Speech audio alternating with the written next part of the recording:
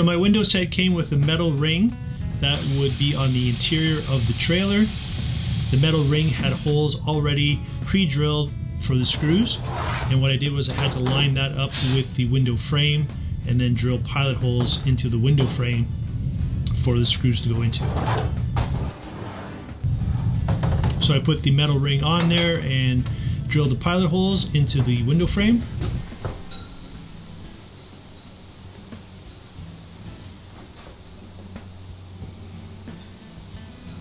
Then it was time to put the window into the opening in the trailer wall.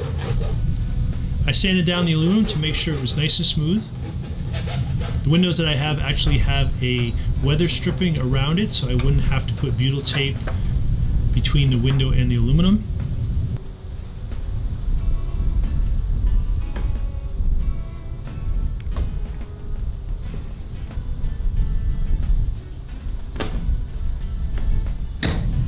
So they firmly fit in the opening that I had cut out.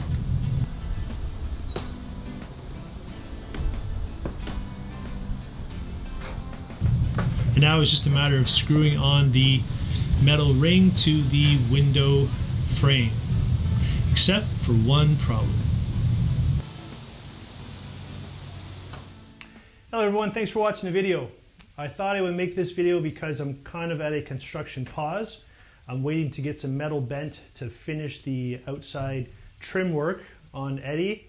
So I thought I would discuss a little kind of summary of what's gone on so far and the problem I ran into installing the 3 windows that I have. If you're new to the channel, and the backstory with this trailer is, I've never built a trailer before, I've never owned a trailer before. I've obviously done a lot of camping. Camping's been a huge part of my life.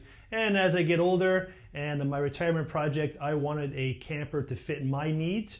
And no camper really on the market that I've seen that I could afford was something that I wanted. So I'll give you a quick summary of what I plan on building here.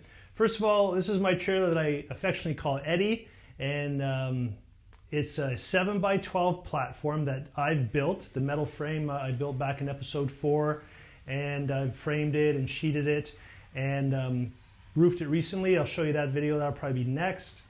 So really my intention for this trailer is to simply give me a break from setting up tents and concentrating more on the things that I love to do, is fishing and hunting, hiking, canoeing, and photography. And I really want to expand and improve my videography and photography skills to make better videos for you. And by doing that is saving the time to getting to camp and setting up. So when I'm able to do this full time, I love the idea of being able to pull a trailer to some of the remote spots that I have in mind, and not spend so many hours setting up camp as opposed to rolling up, having camp ready to go, and then being able to show you the scenery and the adventures and be able to document them better. So that's my goal with building a trailer. So building a trailer and living in Canada, to me, there's just a few simple things that I really wanted. A simple shelter. Where I'm standing, there'll be a bed here that will slide out into a full-size bed.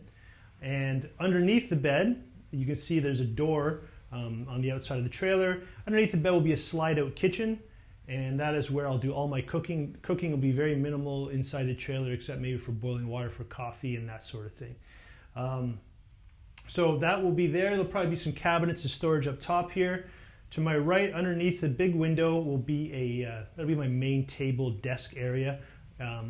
I designed it so I had a big 30x36 window to look out at. Hopefully has some nice views while I'm having my coffee or working or whatever else. Immediately left to that will be a small wood stove. I have a few models in mind, but I plan on purchasing that soon. Again, it'll be a nice small wood stove, which generally you cannot find in campers just to be able to buy on a lot.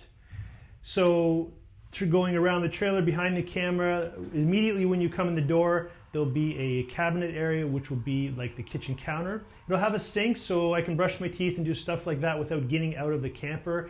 For those times and hopefully adventures where sometimes I'm going cross country or whatever else, and maybe I'm stuck in a Walmart parking lot, I want to be able to do what I have to do inside the trailer without necessarily going outside. At the bottom of that, there'll be at first my pull-out cooler and maybe eventually a Dometic fridge or something like that. But I designed it there so that I can access the cooler or fridge without hopping back up into the trailer, be able to reach the contents of it just by standing at the edge of the door. And in the corner here to the left will be a corner stall shower. And some people think with a small trailer, why waste the space of a shower? And all the things that I like to do, biking, fishing, hunting, all times of year, you know, you get sweaty, and a nice hot shower at the end of the day is really a quality of life that you just can't substitute, right? Obviously, I've gone on trips, if you watch my videos, for up to 10 days without having showers and stuff, and that's all great, and I don't mind that at the time. But in my mind, I justified having one because it's going to be a multi-use area.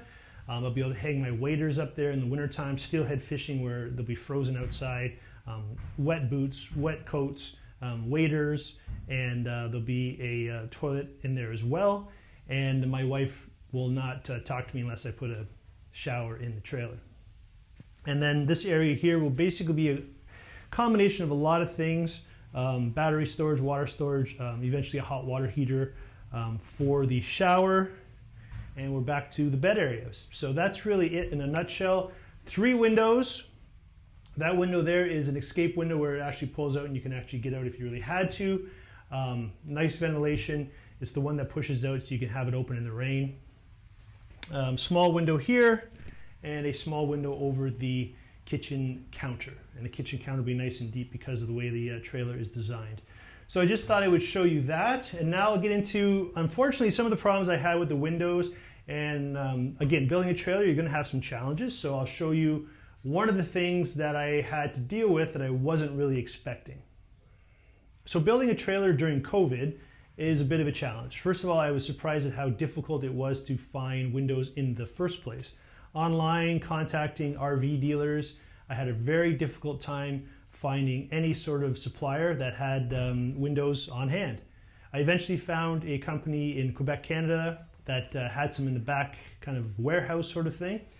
And again, without seeing them or whatever else, I was kind of desperate to get the project going. So I made the leap and purchased the windows and had them shipped here. I installed the big window first, which is 30 by 36. And the windows are sandwiched between 2x framing. So 2x4s, but not built like a house. The width of the walls are the actual 2-inch side of the 2x4. And if you know anything about construction, it's not really 2 inches, it's more like 1.5 inches. So I installed the big window first, and the metal ring that goes around it basically sandwiches the window together between the inside of the framing and the outside of the framing, and that's what kind of holds the window in place. There's screws that go around it, and that kind of secures it in place.